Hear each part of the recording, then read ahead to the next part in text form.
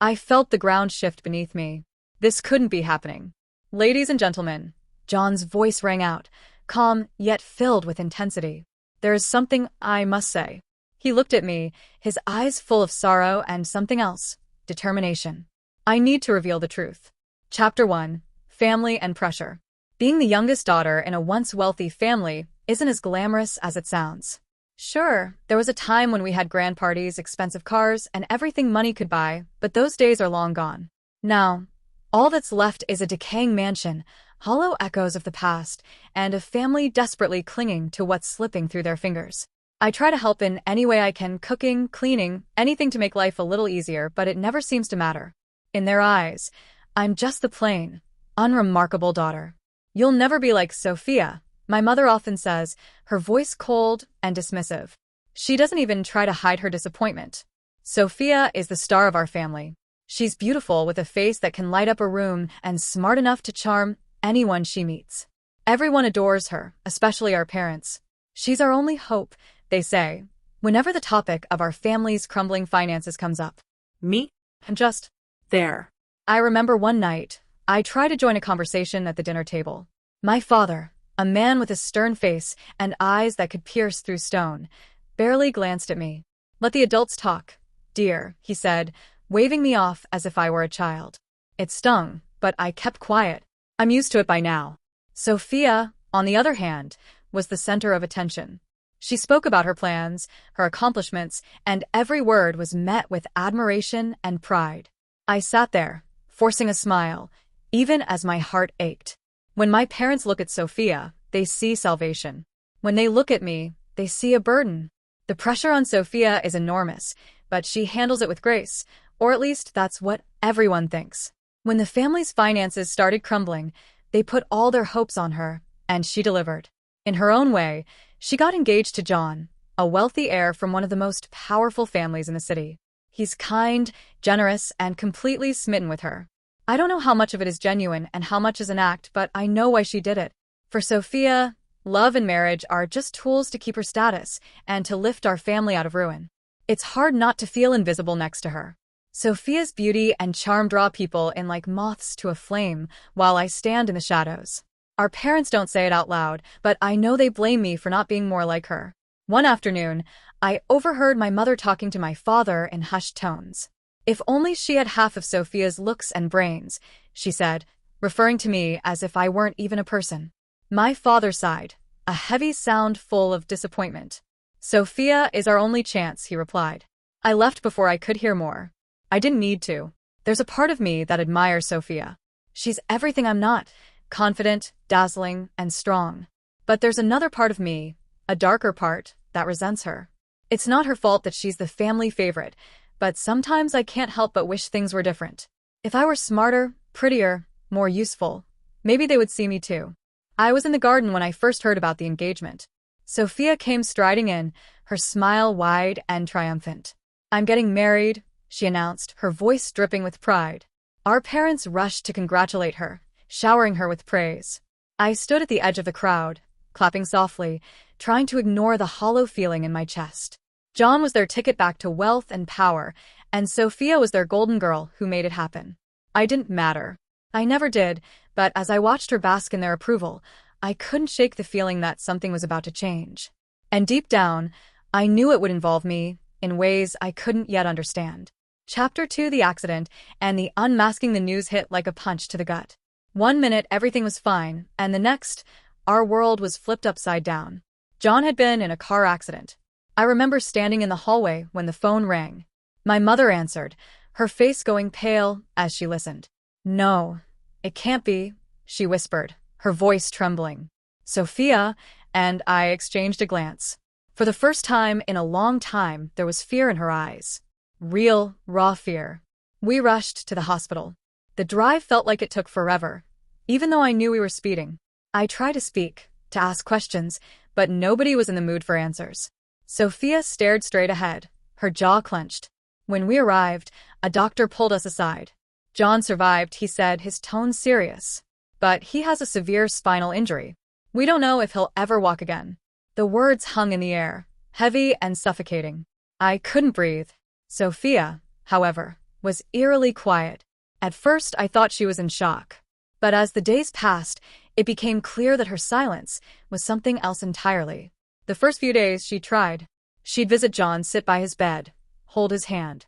But her patience wore thin quickly. The longer John remained bedridden, the colder she became. One evening, I came to the hospital and saw Sophia sitting next to John, scrolling through her phone. He was trying to talk to her, his voice weak but hopeful. "Sophia, thank you for being here. I don't know what I'd do without you." She didn't even look up. "It's fine," she muttered, her eyes fixed on the screen. "You'll get better soon." But there was no warmth in her words. No love. After that, Sophia started making excuses. "I'm busy," she'd say. "Work is crazy." She'd come in, stay for 5 minutes, and leave. Eventually, she stopped coming altogether. I overheard her talking to our parents one night. "I can't waste my life like this," she hissed, her voice dripping with disdain. "He's a broken man. What use is he to me now?" I felt sick. How could she say that? How could she be so cruel? But nobody seemed surprised. This was Sophia, cold, calculating, selfish. It was just that none of us wanted to see it before. I started visiting John more often. At first, I wasn't sure if he even noticed. He barely spoke, barely ate. The spark in his eyes was gone. But I couldn't bear to see him like that. He didn't deserve to be abandoned, not like this. So I sat by his bed and talked. I read him stories, told him about the little things happening outside the hospital walls. Slowly, he began to respond. He'd ask questions, share memories, even laugh sometimes, though it was a fragile, broken sound. One afternoon, as I was fluffing his pillow, he looked at me and said, "Why are you doing this? You don't owe me anything." I paused, my heart aching at the pain in his voice. "I don't need to owe you anything, John," I replied softly. "You don't deserve to be alone." The more time I spent with John, the more I saw the man he truly was, kind, resilient, trying so hard to keep going, even when everything felt hopeless. I couldn't understand how Sophia could throw him away so easily. But then, Sophia never cared about people. She cared about power, money, status. When John was healthy and wealthy, he was perfect for her. But now, he was just an inconvenience. One day, Sophia came to the hospital, not for John, but to meet someone else. Lucas, John's best friend. Lucas was tall, confident, and carried himself with an air of effortless charm. Sophia's eyes lit up the moment she saw him. I watched from a distance, feeling a pit form in my stomach. She laughed at his jokes, touched his arm, leaned in closer than necessary. It was painfully obvious what she was doing. Lucas, being polite, didn't seem to notice. Or maybe he did, and didn't care. I wanted to scream, to shake her, and ask how she could be so heartless. But I didn't. I knew it wouldn't change anything. Over the next few days, Sophia's visits to the hospital had nothing to do with John. She'd dress up, put on makeup, and accidentally bump into Lucas. I saw the way she looked at him, like he was her new prize. In her eyes, John was already forgotten. I felt ashamed to call her my sister, but I kept visiting John. I'd sit by his side, even when he was asleep, just to make sure he wasn't alone, because I couldn't be like Sophia. I wouldn't be like her. The more I saw her true colors, the more determined I became to be different. I didn't know what the future held for John, or for me, but I knew one thing. I wouldn't let him face it alone. Family pressure and the proposal. Sophia didn't waste any time. As soon as she set her sights on Lucas, John became a forgotten chapter in her life. She stopped visiting the hospital altogether. I'd ask her about it, hoping, maybe foolishly, that she'd show a sliver of guilt. "I'm busy," she'd snap, rolling her eyes. "John has you, doesn't he?" The words stung, not because they were dismissive, but because they were true. I was there, day in and day out, while she was out with Lucas, dressing in her finest clothes and playing the part of the charming socialite. Lucas seemed to enjoy the attention at first. They'd laugh, exchange smiles that looked too practiced. I knew it was all a game for Sophia, a chance to secure a better opportunity, now that John was, in her eyes, damaged goods. It made me sick, but I was used to swallowing my words. Then one night, everything changed. I was sitting at the dinner table, poking at my cold food, when my parents summoned me. I could feel it in the air, heavy, tense, like the calm before a storm. "Sit down," my father said, his tone brooking no argument. I obeyed, heart pounding. "Your sister has important things to focus on now," my mother began, her eyes avoiding mine. The family's reputation is at stake. My stomach twisted. I knew where this was going. She's moved on, my father cut in, his voice cold. And John, he still needs someone. He needs stability, support. It's best for everyone if you take over where Sophia left off. I stared at them, the words sinking in slowly. Take over? I echoed, feeling like I'd been punched in the chest. You want me to marry John? It's not about what you want, my mother snapped. Her patience clearly worn thin. This is about the family, about survival. If you care about this family at all, you'll do what needs to be done. I wanted to scream, to tell them how cruel, how wrong this was, but the words caught in my throat. It was always like this. Sophia was the star, the one they protected and cherished. I was the tool, expected to step in whenever she didn't want to dirty her hands. They didn't care about me, or what this would do to me. They cared about money, about status. And if marrying John, a broken man, would keep us afloat, they'd throw me into the fire without a second thought. I left the table, my hands trembling. I spent the rest of the night pacing my room, torn apart by emotions I couldn't name. Marrying John wasn't what I wanted. I cared for him, yes, but I didn't love him. Not like that. This wasn't a fairy tale, where feelings magically fell into place. He was hurt, vulnerable, and the thought of stepping into my sister's shoes felt wrong on so many levels. The next day, I visited John at the hospital, my mind still reeling. I couldn't look him in the eyes without feeling the weight of my parents' words crushing me. You're quiet today, he said softly, noticing my troubled expression. I forced a smile, but it didn't reach my eyes. How could I tell him that I was being pushed to marry him like some pawn in a twisted game of survival? How could I tell him that I was supposed to become his fiancé, not out of love, but out of duty? When I returned home that night, Sophia was there, lounging in luxury as if she hadn't a care in the world. She saw me and smirked. So, have they convinced you yet? She asked, her voice dripping with mockery. It's the least you can do. You know, I couldn't hold back anymore. How can you be so heartless? I demanded. He loved you. She rolled her eyes. Love doesn't matter. Not when you're stuck with a cripple. Grow up. I wanted to hate her, but it was hard to find the energy when I was drowning in despair. My parents kept pressuring me every day. The family needs you, they said over and over, like a mantra designed to break me. I felt trapped. No one asked what I wanted. No one cared. I spent countless sleepless nights thinking about it, about John, about myself, about what it meant to be sacrificed for a family that didn't even love me the way they loved Sophia. I didn't want to marry him out of pity. I didn't want to be someone's second choice. But every time I thought of John lying alone in that hospital bed, my heart ached. He didn't deserve to be abandoned again. Even if I couldn't love him the way a wife should, I could at least be there for him. I could try. So one day, with tears streaming down my face, I whispered the words I knew would seal my fate. I'll do it. Acceptance and sacrifice. When I told my parents I would marry John, the weight of their expectations felt like a boulder on my chest. They nodded, satisfied that the problem was solved, and turned their attention to other matters. Sophia, on the other hand, couldn't hide her glee. Good, she said, a cruel smile spreading across her face. At least you're useful for something. She didn't care that she was leaving John behind. She only cared that her path was clear. Clear to chase after Lucas, and chase she did. Sophia was relentless. Every day she made sure to accidentally run into Lucas, wearing her finest dresses and flash. Her most charming smile. I saw them together once at a cafe when I was on my way to the hospital. They were laughing, leaning in close, as if the world revolved around them. My chest tightened. Lucas played along, his eyes warm, his words soft. Sophia was convinced that she'd secured her next victory. A rich, powerful man who would make her forget all about John. I wanted to believe she'd find happiness, but deep down I knew better. Everything with her was a transaction, a means to an end. Meanwhile, my life took a different turn. Every day, I was at John's side. I helped him with his physical therapy, brought him food, and kept him company during those long, quiet hours. At first, he was withdrawn, barely speaking. It was understandable. His world had crumbled, but slowly, something shifted. He started asking questions, telling stories, and even laughing again, though it was still tinged with pain. One afternoon, as I adjusted his wheelchair, our hands brushed. It was a small thing, a fleeting touch, but I felt a spark run through me. I quickly pulled away, embarrassed, but he noticed.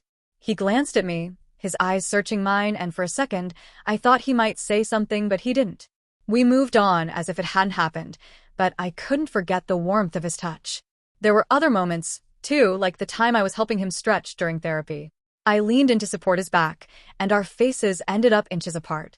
I could see every detail of his eyes, the way they softened, the hint of a smile on his lips. My heart pounded, and I quickly looked away, feeling my cheeks burn. I told myself it was nothing, just an accident. But it kept happening, little things, the way our conversations grew deeper.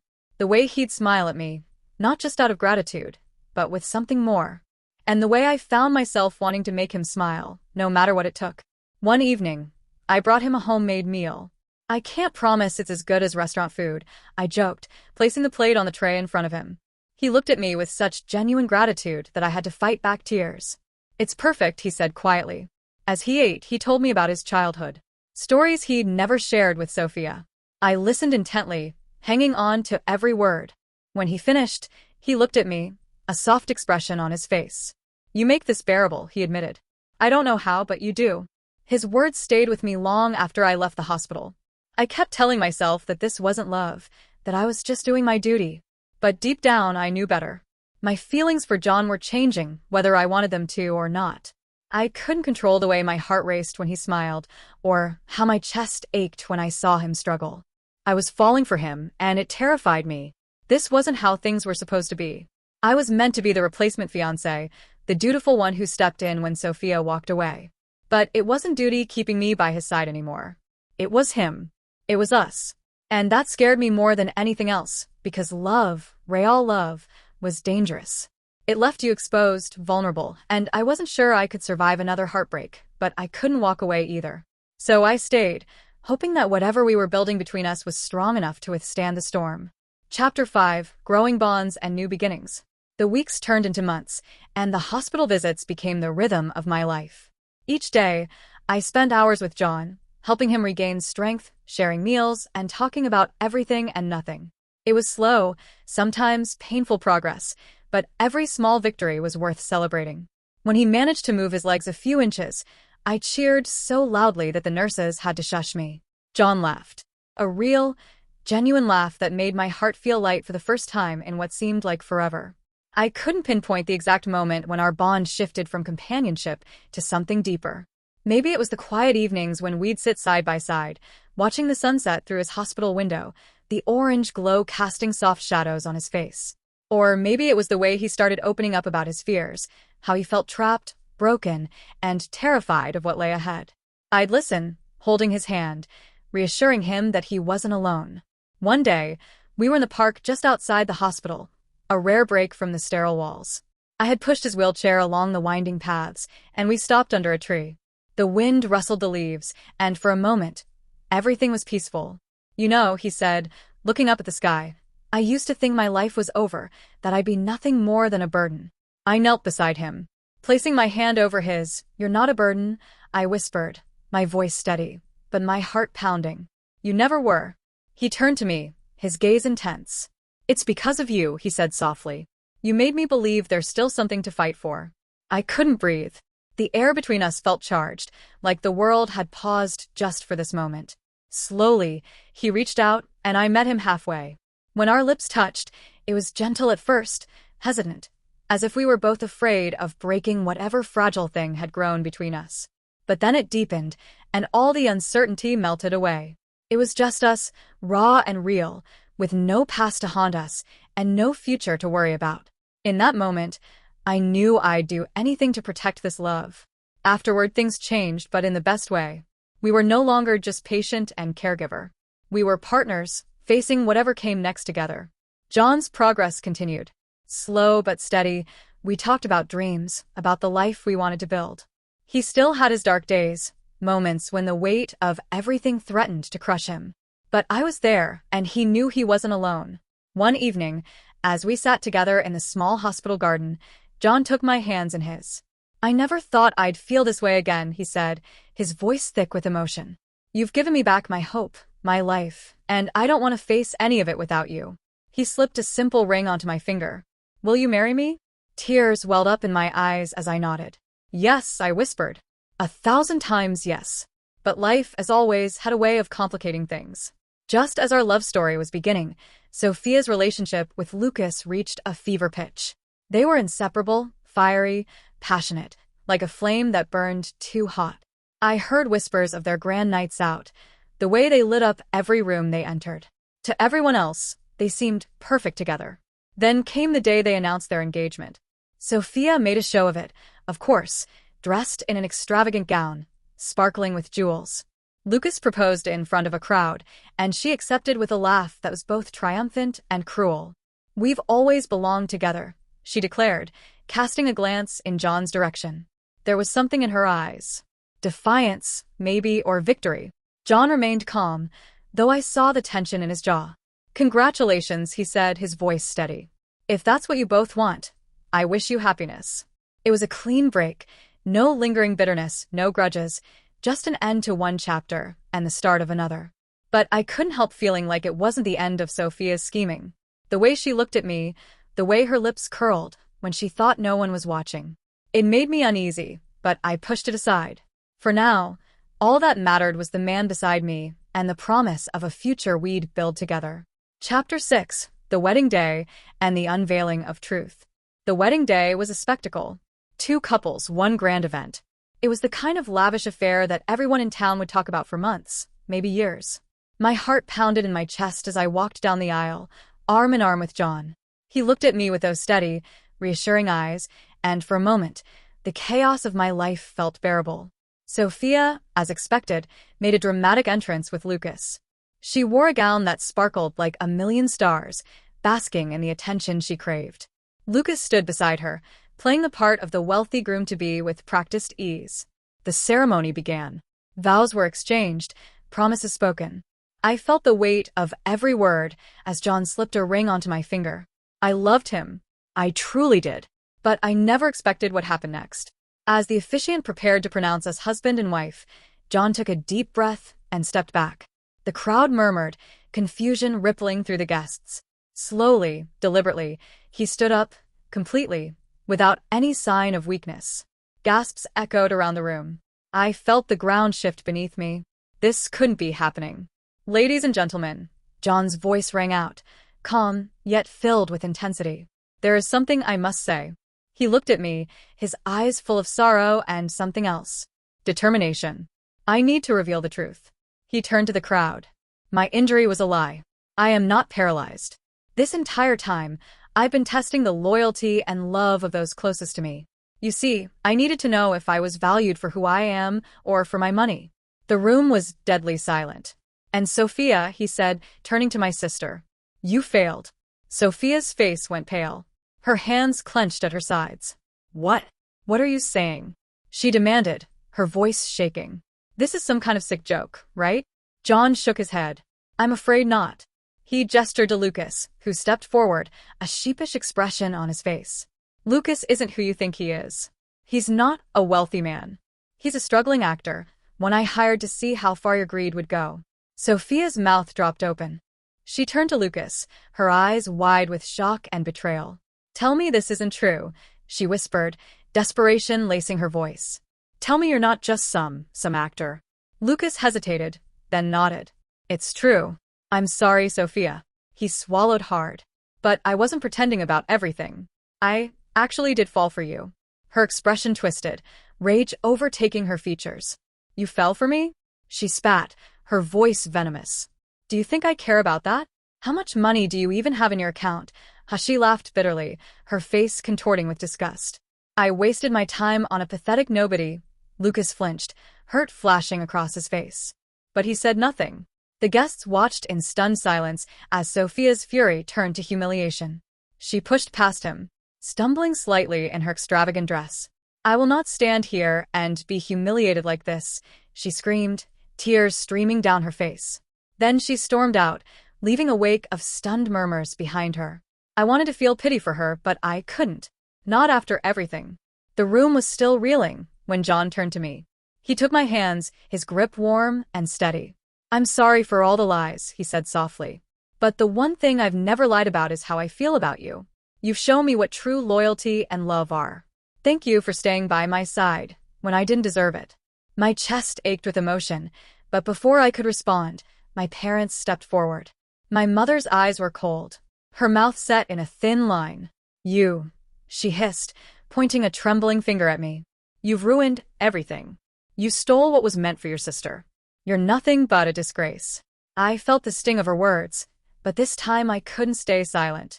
I've done everything you asked, I said, my voice trembling but strong. I've sacrificed my happiness, my life, everything for this family. And all you ever did was use me, ignore me, treat me like I was worthless. Well, no more. I won't be a tool for you. I won't use John's wealth to save you from the mess you created. The slap came out of nowhere. My mother's hand connected with my cheek, the sharp sting bringing tears to my eyes. Gasps echoed around the room. John stepped in front of me instantly, shielding me from her. That's enough, he said, his voice deadly calm. You will not touch her again. The tension was suffocating. My parents' faces were masks of rage and disbelief. The wedding was in chaos, guests whispering, judgmental eyes everywhere. John took my hand, his grip firm and unyielding. Let's go, he said quietly. I nodded. We turned and walked away from the ruins of what should have been a happy day, leaving behind the shattered pieces of my family and a past I was finally ready to let go of. A grand celebration and a new beginning. A few weeks later, John and I stood beneath a stunning archway adorned with flowers, surrounded by hundreds of guests. This time, the celebration was ours alone, a grand wedding filled with music, laughter, and joy. Light danced off crystal chandeliers, and every table was a testament to the love and hard work poured into this day. As I walked down the aisle, I met John's gaze. His eyes were full of warmth and pride. When I reached him, he took my hands, and all the noise around us faded. I love you, he whispered, his voice steady and sure. We exchanged vows, speaking words of love and promise. You showed me what true loyalty is, John said. Today we begin again, honestly, wholeheartedly. I felt tears slip down my cheeks as I replied, You are my home, my strength, my heart. The guests cheered as we kissed. A perfect, sweet moment. The rest of the night was a blur of dancing, smiles, and endless toasts. Surrounded by those who mattered, we stepped into our new life. This was more than just a wedding. It was a promise of a future built on love, trust, and resilience. As we held each other close, I knew that whatever challenges lay ahead, we would face them together. Our story was only just beginning, and for the first time in a long time, I felt truly hopeful.